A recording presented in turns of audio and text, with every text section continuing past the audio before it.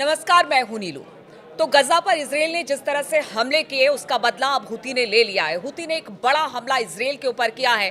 गजा की बात की जाए तो करीब 400-450 लोग वहां पर इजराइल के हमले में मारे गए, लेकिन अब हुती इसका बदला ले रहा है। हुती पहले ही चिता चुका है, चाहे वो अमेरिका हो या इजराइल हो, वो लगातार ये कहता रहा है कि अगर गजा में स्थिति ठीक नहीं हुई तो उसके हमले जारी रहेंगे। इसी पर बातचीत करने के लिए मयंक मेरे साथ जुड़ गए हैं।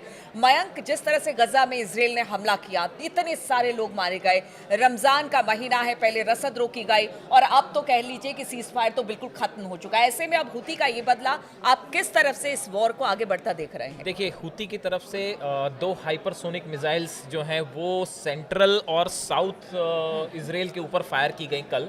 और बताया जा रहा है कि ये, जैसा कि आईडीएफ की तरफ से दावा किया गया है कि रात को सेंट्रल और साउथ नेगेव के इलाके में रात के वक्त अचानक सायरन बजने लगे।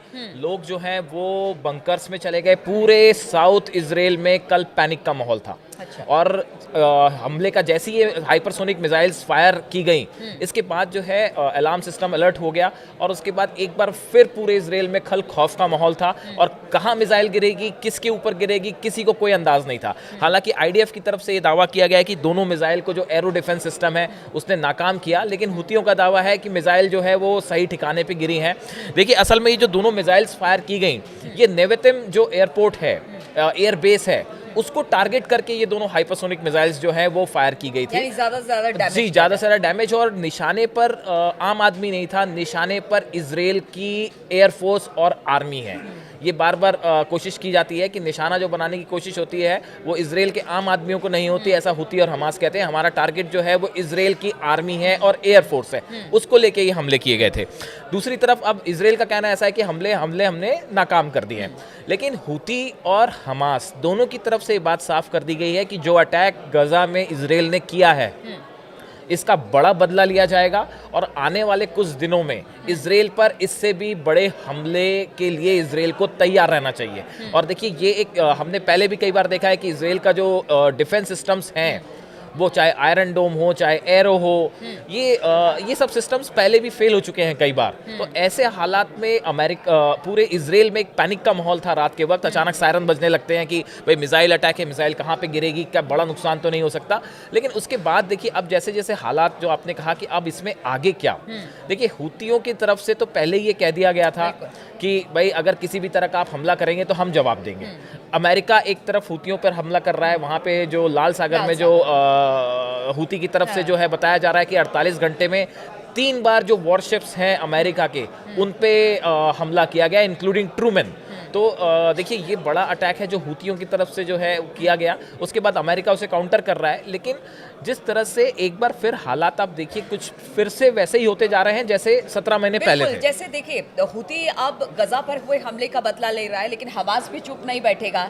इधर अगर ईरान की बात की जाए तो ईरान भी कहा यह जा रहा है कि वो भी हो सकता है कि अगर ये हमले तेज होते हैं इजराइल की तरफ से या अमेरिका इसमें इन्वॉल्व होता है तो फिर इसमें दखल ईरान का भी हो बिल्कुल सकता 100% होगा। देखिए, ये जो हमला इजराइल ने किया, सीज फायर तोड़ा, देखिए इसकी तैयारी पता चल रहा है कि 1 महीने पहले कर ली गई थी। अब आप देखिए ये कितना एक प्रकार का वो है कि एक तरफ तो नेतन्याहू और इजराइल जो है सीज फायर चल रहा है और आप अंदर ही अंदर एक बड़ी प्लानिंग कर रहे थे बड़े हमले की। ये बात अब साफ हो गई है। सोशल मीडिया में इंटरनेशनल एक्सपर्ट कह रहे हैं कि डबल स्टैंडर्ड जो था एक प्रकार का, कि आप ऊपर से तो सीज फायर दिखा रहे हैं, आप ये चाह रहे थे शायद कि बंधक पूरे रिहा हो जाएं, लेकिन अंदर ही अंदर जो है ये बड़े हमले की तैयारी 1 महीने पहले से इजराइल कर रहा था, जिसकी आशंका पहले से हमास को भी थी, जिसकी आशंका हुतियों को भी थी और जिसकी आशंका जो है ईरान को भी थी। ईरान भी इस बात के लिए तैयार था कि आज नहीं तो कल ये सीज फायर खत्म होना है। अब देखिए, इन हालात में कई चीजें हैं। पहली बात तो बंधकों का क्या होगा।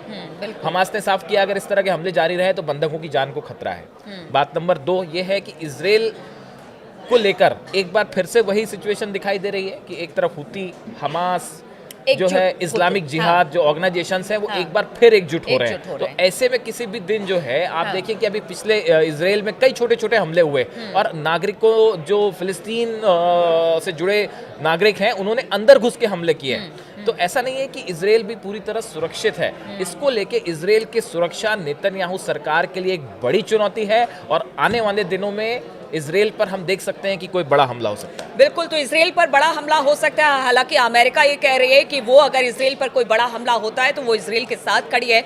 लेकिन इस वक्त जो हालात मिडिल ईस्ट में पैदा हो रहे हैं, जो इस वक्त स्थिति बनी हुई है, हुती, हमास और अगर बात की जाए बाकी संगठनों की, ईरान का भी अगर इसमें दखल होता है, तो कहां पर जाकर और किस तरह से ये जो पूरे हालात हैं वो बनते हैं, इस पर लगातार हमारी नजर बनी रहेगी। आप बने रहिए हमारे साथ।